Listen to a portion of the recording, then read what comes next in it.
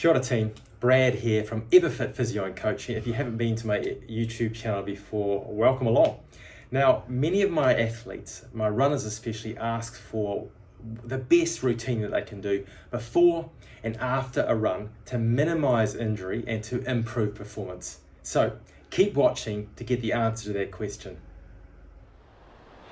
Now this is how I like to get warmed up for every run. It's really important to make sure the joints above the foot, especially the hip, are working really well and mobilized. So I start with some hip swings, so that's forward and back for maybe 10 times each side, and then hip swings side to side, again around 10 times, and then the thoracic spine, making sure you're nice and supple around that thoracic spine, moving from side to side.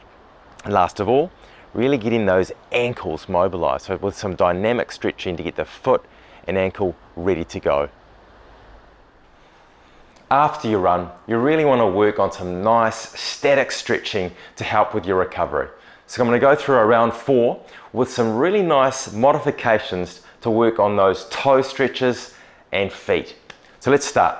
So first of all, the basic calf. So long calf, gastroc, make sure your foot's nice and straight, spread the toes, and then come forward, hold for between 15 and 20 seconds, 2 to 4 times. And then you can progress this to the soleus, the short calf, so just bring the foot forward, bend the knee over those toes, heel on the ground, hold for again 15 to 20 seconds times 2 to 4. Now to work the hamstring, it's a really nice idea to work on down dog, which is a bit of a yoga move. So spread the fingers with the hands and then come on down, and then try and walk your feet forward and try to place those heels on the ground. And it's going to really stretch out those hamstrings and calves. And then, if you'd like to, you can actually then start to mobilize the feet and ankles a little bit. And that helps really put a little bit more emphasis on the stretch around the foot. Next, hip flexor. Really important muscle to stretch out. We do spend most of our days sitting. This muscle gets shortened, so really important to stretch out after your run. So this position, and then you want to just tuck your tailbone in so you can really feel the emphasis of the stretch at the front of the hip, and then hold that for around 15 or 20 seconds. Now, a modification to really work on some toe stretches is to then make sure that your toes are tucked under on that rear foot, and then just come up off the ground, and you're going to get a really nice added stretch on the toes on that rear foot, and just try and hold that for around 15 to 20 seconds. The last stretch is the quad. Now with this stretch you can really work on your isometric balance at the same time. So with the stance foot, make sure your toes are nice and spread, and then bend that knee and then come on up into that traditional quad stretch. So you're working on your balance here while you're actually working on that quad stretch, and then hold that position for again 15 or 20 seconds times 2 to 4. Now, the other great thing about this quad stretch is you can also work on stretching that tib ant around the front of the shin.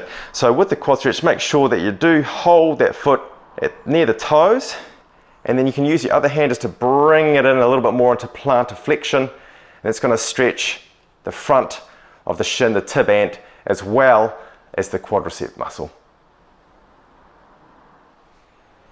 Let's go over some core exercises. We need a strong core to deliver power effectively to our feet. So let's go over some of my favorite exercises. Let's start with the front plank. So you can hold this for anywhere between 15 and 60 seconds depending on your capacity. So front plank position, make sure your elbows are underneath your shoulders, your toes are tucked under, squeeze your glutes and quads, and make sure that you're nice straight. Now the progression from there, if you want to modify this and make it a little bit tougher, is to move those elbows forward of the shoulders. That puts a little bit more stress on the core and makes it a little bit more difficult. You can also come up into a push-up position and then come back down again. Again, that makes it a little bit more difficult. Now from there, you can transition over to the side plank, really working on those muscles on the side, the obliques, the glute med. They will help stabilize you during that stance impact phase for your foot. The stronger and more stable up here, the less energy leakage down there, and the better your foot can perform. So holding this, again, 15 to 30 seconds. If you want to progress it, make it a little bit tougher, you can throw in some hip dips, and you can also do some rotations through.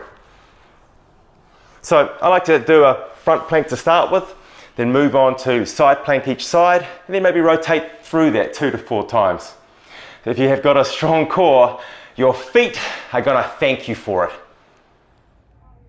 Now I try and do those dynamic stretches before every run, and then a portion of those static stretches after every run as well. Not necessarily all of them, but definitely some of them. And the core exercises, well, at least 2 or 3 times a week, sometimes after a run, or sometimes even just by themselves. So hopefully you got something out of that. Please comment below with any questions or any other videos that you'd like me to do. And it would really help me out if you could subscribe to my channel, like, comment, and share.